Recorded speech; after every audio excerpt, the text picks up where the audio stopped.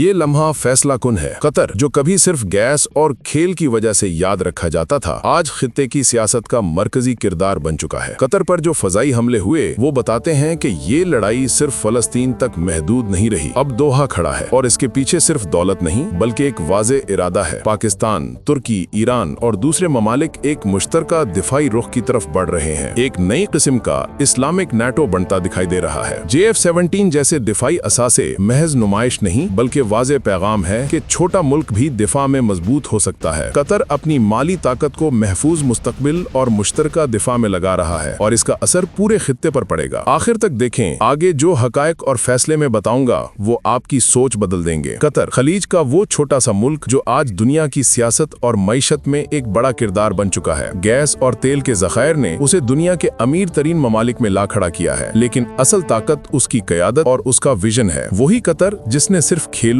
मईशत और डिप्लोमेसी में ही नहीं बल्कि आलमी सियासत में भी एक अपनी मुनफरिद पहचान बनाई। और अब जब इसराइल की बदमाशियां बढ़ रही हैं, फलस्तीन लहू लहू है और कतर पर बराह रास्त फजाई हमले किए गए हैं, तो पूरी मुस्लिम दुनिया की नजरें कतर पर जमी है। क्योंकि कतर अकेला नहीं है, इसके साथ पाकिस्तान है, तुर्की है, ईरान है और वो सब कुव्वतें हैं जो अब एक नए इस्लामिक नेटो के क़याम की तरफ बढ़ रही हैं। कतर की सरजमीन सिर्फ एक मुल्क नहीं बल्कि एक नजरिया है। यही वो जगह है जहां OIC का हंगामी इजलास हुआ जिसमें 57 ममालिक ने शिरकत की। वहां तुर्की के सदर तैयब अर्दवान ने वो तारीखी बात की कि अब वक्त आ गया है कि मुस्लिम मुल्क अपना इस्लामिक नेटो बनाए, यानी ऐसा अस्करी इत्तेहाद जो नेटो की तरह किसी भी दुश्मन को रोक सके। पाकिस्तान ने इस तजवीज को न सिर्फ सपोर्ट किया बल्कि अमली इकदामात के लिए एक टास्क फोर्स बनाने की तजवीज दी। और सबसे बड़ी बात ये कि कतर इस सारे ब्लॉक की फाइनेंसिंग के लिए तैयार खड़ा है, क्योंकि कतर जानता है कि जब इसराइल जैसे मुल्क की बदतमीजियां हद से बढ़ जाएं और फलस्तीन में नस्ल कशी शुरू हो जाए तो अब सिर्फ मुजम्मत काफी नहीं बल्कि अमली दिफाई कुव्वत सामने लानी होगी। कतर पर इसराइली हमले ने इस खित्ते की सियासत बदल दी है। ये सिर्फ एक एयर स्ट्राइक नहीं थी, ये पैगाम था कि इसराइल अब सिर्फ फलस्तीन पर नहीं बल्कि कतर जैसे ताकतवर मुल्क को भी टारगेट कर सकता है। लेकिन कतर के अमीर ने दो टोक जवाब दिया कि हम अकेले नहीं हैं, हमारे साथ पूरी उम्मत मुसलमान है। यही वो लम्हा था जब पाकिस्तान के वजीर आजम फौरी तौर पर दोहा पहुंचे, अमीर कतर से मुलाकात की और कहा कि पाकिस्तान हर हाल में कतर के साथ खड़ा है। पाकिस्तान ने वही दोहराया जो हमेशा कहता आया है कि कतर के दुश्मन हमारे दुश्मन है। पाकिस्तान के JF-17 थंडर ने जब कतर में होने वाले एयर शो में परवाज की तो पूरी दुनिया ने देखा कि एक ऐसा तैयारा जो कम कीमत में तैयार होता है लेकिन दुश्मन के सबसे महंगे जहाजों को नाकाम बना देता है, अब कतर की फिजाओं में भी उड़ रहा है। ये महज एक शो नहीं था बल्कि एक ऐलान था कि कतर और पाकिस्तान के दरमियान अस्करी ताउन नए दौर में दाखिल हो चुका है और आने वाले वक्त में यही जहाज कतर के दिफा में अमली किरदार अदा करेगा। कतर के पास दुनिया की सबसे बड़ी गैस फील्ड्स हैं। इसकी दौलत का एक बड़ा हिस्सा यूरोप और एशिया की तवानाई की जरूरतें पूरी करने से आता है। इसराइल और इसके मगरबी इत्तेहादी कभी नहीं चाहते कि कतर इतना मजबूत हो कि सिर्फ मईशत में ही नहीं बल्कि फौजी लिहाज से भी एक दीवार बन जाए। यही वजह है कि कतर पर हमला दरअसल उसके वसाइल, उसकी क़यादत और उसके आजादाना फैसलों को निशाना बनाने के मुतरादिफ है। लेकिन अब हालात बदल रहे हैं। पाकिस्तान ने कतर को न सिर्फ अपने जहाज दिखाए बल्कि ये भी यकीन दिलाया कि दिफाई टेक्नोलॉजी में ताउन को अगले दर्जे पर ले जाया जाएगा। दोस्तों, कतर की सरहदें छोटी जरूर हैं लेकिन उसका असर बहुत बड़ा है। वही कतर जिसने तालिबान और अमेरिका के दरमियान अमन मुआहदा कराया, वही कतर जिसने दुनिया भर की इस्लामी तहरीकों को प्लेटफॉर्म दिया, वही कतर जिसने 2022 का फीफा वर्ल्ड कप मुनक्किद करके दुनिया को हैरान कर दिया। आज वही कतर जब इसराइल के सामने खड़ा है तो इसके पीछे सिर्फ अपनी दौलत नहीं बल्कि पाकिस्तान जैसे एटमी मुल्क का हौसला है। ये बात जहन में रखें कि जब OIC की मीटिंग में इसराइल के खिलाफ खुलकर बात हुई तो कतर ने सबको एक साथ खड़ा किया। ईरान, तुर्की, सऊदी अरब, पाकिस्तान सब एक ही मेज पर थे। ये पहली बार हुआ कि मुस्लिम दुनिया सिर्फ अल्फाज तक महदूद नहीं रही बल्कि अमली इकदामात की बात हुई और इन इकदामात को फंड करने के लिए सबसे पहले आगे बढ़ा कतर। यही वो लम्हा है जिसने दुनिया को दिखा दिया कि एक छोटा सा मुल्क भी अगर अज़्म करे तो पूरी दुनिया को बदल सकता है। अब बात करते हैं आने वाले वक्त की। पाकिस्तान JF-17 थंडर ब्लॉक 4 तैयार कर रहा है जिसमें स्टेल्थ टेक्नोलॉजी होगी। तुर्की के साथ मिलकर कान फाइटर जेट बनाया जा रहा है और इसमें कतर की सरमायाकारी का इम्कान बहुत ज्यादा है, क्योंकि कतर जानता है कि अगर उसने अपने वसाइल को सिर्फ बैंकों में रखा तो वो मगरिब के हाथों कभी न कभी ब्लैकमेल होगा। लेकिन अगर वो इन वसाइल को अपनी अस्करी ताकत पर लगाए तो इसराइल समेत कोई ताकत उसकी तरफ मैली आंख से नहीं देख सकेगी। याद रखें, कतर पर जो हमला हुआ वो सिर्फ एक टेस्ट था, असली जंग आने वाली है। इसराइल की नजरें सिर्फ फलस्तीन पर नहीं बल्कि पूरे खलीज पर हैं। उसने पहले इराक और शाम को कमजोर किया, फिर लीबिया को तोड़ा, अब उसकी नजर कतर और ईरान पर है। लेकिन अब जो नया इत्तेहाद बन रहा है, पाकिस्तान, तुर्की, कतर,